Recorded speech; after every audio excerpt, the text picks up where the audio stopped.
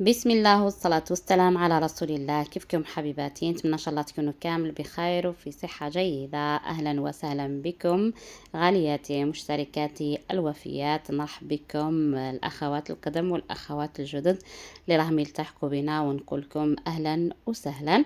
وكما راكم تشوفوا حبيباتي، اليوم جبت لكم وصفة تقليدية، واللي هي الفطير ولا الرقاق ولا الشخشوخة ولا الفطير ولا نعمة الطاجين، كل واحد كيفاش يقولها. راح نعطي لكم واحد الطريقه يا البنات كيفاش طيبوه ويجيكم مدور ورقيق ورطب. يعني صدقوني بهذه الطريقه راح نسهلها عليكم كامل، خاصه المبتدئات. وسهلت عليكم ما الطريقه تاع العجين بالنسبه للاخوات اللي ما يقدروش يعجنوا ولا ما عندهمش العجانة. نتمنى حبيباتي ما تبخلونيش بلايكاتكم الرائعة كما نتوما وتعليقاتكم المشجعة، وعلى بركة الله. هنا الكيل عطيتها لكم بالكاس تاع ام وليد باش تجيكم سهله. كما راكم تشوفوا كيلتكم هنا كيلو تاع السميد اعطاني 5 كيسان بالكاس تاع ام وليد. انا هنا النوعيه تاع السميد استعملت سنابل السلام. نحط الكميه تاعي تاع ملح كما راكم تشوفوا، هذه هي الكميه اللي نحتاجها لكل كيلو. انا هنا حطيت 2 كيلو.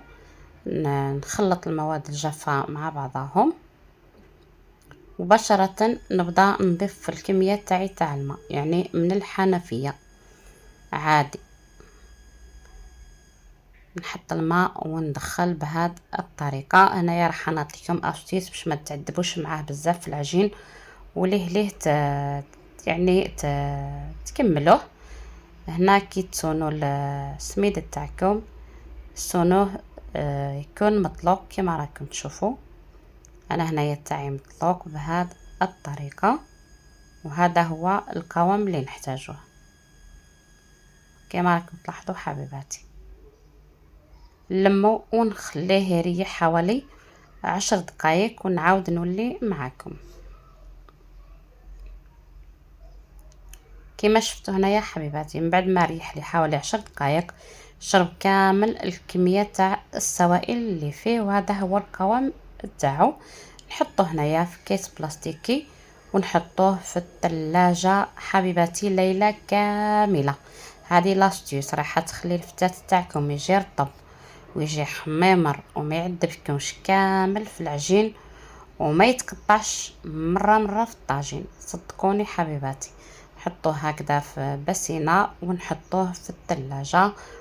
من الافضل يعني يكون شويه قريب للكونجيلاتور، لانه سخانه بزاف بزاف بزاف باش ما يقرص لكمش. هنا من بعد ما بات ليله كامله نعاود نحيه من هذيك الساشيه ولا الكيس البلاستيكي، وهذا هو القوام. شوفوا حبيباتي كيفاش حكم روحه. يعني هنايا انا مازال هذا فين راح نبدا نعجن فيه. نعجنه حوالي 5 دقائق، يعني لا اكثر. 5 دقائق بهذه الطريقه نعجن بلا ما نقطع.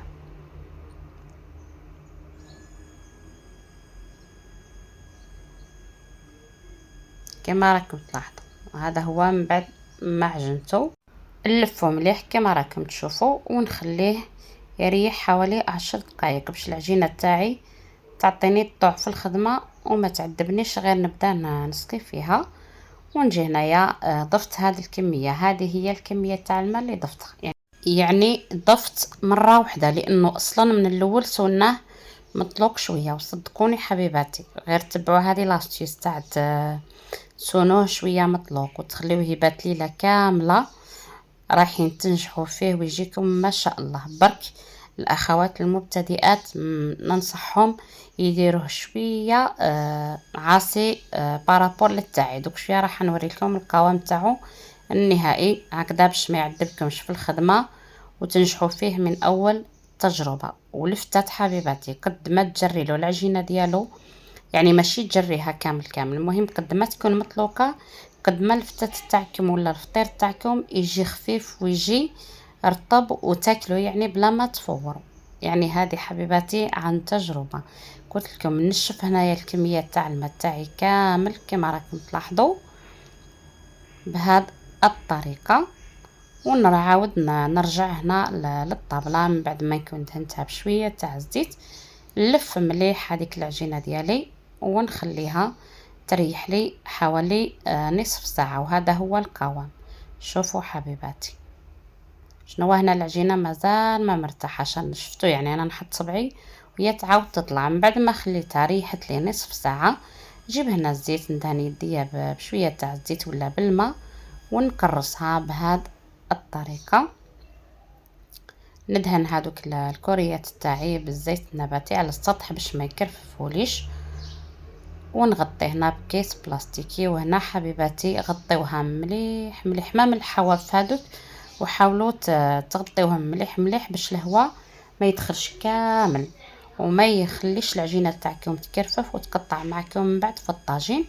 نكمل الكميه تاعي كامل ونخليها تبات ليله كامله في الثلاجة. وإذا كان يعني ما عندكمش الوقت تقدروا يعني تخليوها تريح حوالي 5 سوايع، ومن بعد تبداو تطيبوا فيها. وهنايا نجيو للفكرة اللي أول وحدة نزلتها على اليوتيوب، هي أنا نجيب ورق الزبدة كيلو يعني على الطاجين تاعي بالقطر تاع الطاجين، ونقصو ونقاطعو في بعضو هكذا بحوالي 2 سنتيم، نلصقو في بعضو بالزيت وندهنو بالزيت.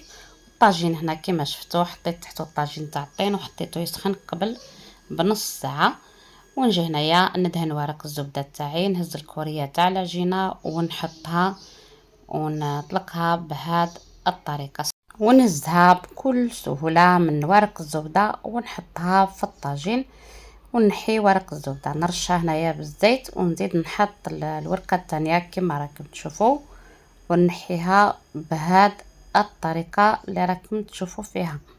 وهنا كاين ملاحظة حبيباتي لازم ننبهكم ليها، هنا بين الورقة الأولى والثانية والثالثة نرشو غير بالزيت، ومن بعد نوليو نرشو بالماء هو الأول، ومن بعد نزيدو الزيت هكذا باش الفتات تاعنا يتفكك لنا من بعد، وكل ورقة وحدها كما راكم تلاحظوا. شوفوا حبيباتي نكمل نطيب الكمية تاعي كامل بنفس الطريقة. شوفوا كيفاش جا حميمر ما شاء الله. وهنايا غير ترشوا بالماء بدون عديو يداكم هكذا باش تنحيو البقع تاع الماء، ما تكتروش الماء بزاف بزاف باش ما يتعجن لكمش الفتات تاعكم. كنا دائما نبدا بالماء ومن بعد الزيت هو الثاني. وهذه هي حبيباتي الكميه تاعي من بعد ما طيبتها. هنا تقريبا عداو 3 سوايع من اللي طيبتها. نحطوا الطشونه من تحت ونبداو نحطوا فيها دوك الطبقات على بعضهم ونغطيوهم بالطشونه الثانيه. شوفوا حبيباتي كيفاش جا حميمر وجاي شهي ورطب يا البنات ما شاء الله. هنايا برك كي تنحيو يعني المجموعه كي تنحيوها من الطاجين وتحطوها فوق الطرشونه، الجهه اللي كانت جهه الطاجين رشوها هي خلاف بالماء والزيت. شوفوا حبيباتي كيفاش جا طايب وجا حميمر. شوفوا كيفاش جا رطب ما شاء الله. هنايا من بعد ما تنيتو كامل بهذه الطريقه وريحه اكيد نحتفظ به في المجمد للوقت الحاجه. نتمنى حبيباتي تتبعوا كامل لي زاستيوس اللي عطيتهم لكم في هذا الفيديو، ونتمنى ان شاء الله تنجحوا فيه من اول تجربه. الى هنا حبيباتي ما بقى لي غير نقول لكم دعواتكم، دمتم في رعايه الله وحفظه، والسلام عليكم ورحمه الله وبركاته.